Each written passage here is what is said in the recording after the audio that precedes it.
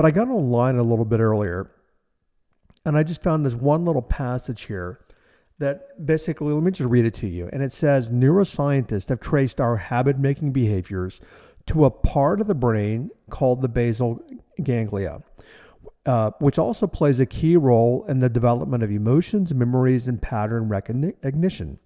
Decisions, meanwhile, are made in a different part of the brain called the prefrontal cortex.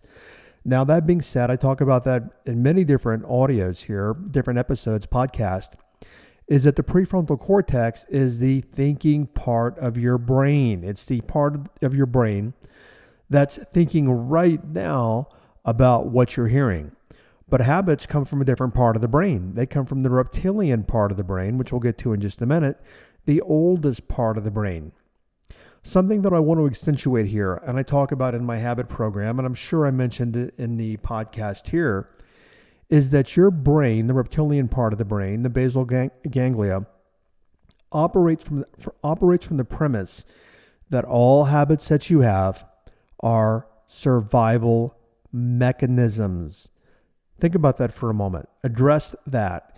Is that all patterns that you have in your life, they're self-serving behavioral patterns because they're survival patterns, even though we analytically might not think they're survival patterns.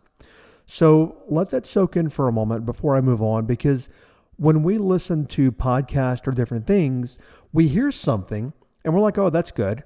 Boom, we're off to the next thought again, and we're not even paying attention to what we just, learned a couple of minutes ago.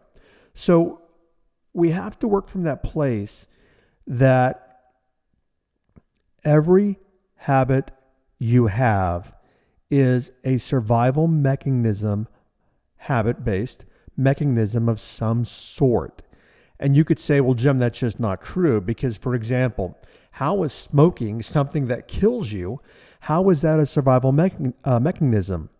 Well, that's your prefrontal cortex, the thinking part of your brain, that says, no, that's bad. They say on TV that's bad, and all the ads and research, it's bad.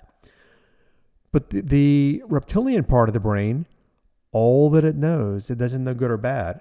All that the reptilian part of the brain knows is habits, which are things that we do with repetition over and over and over again.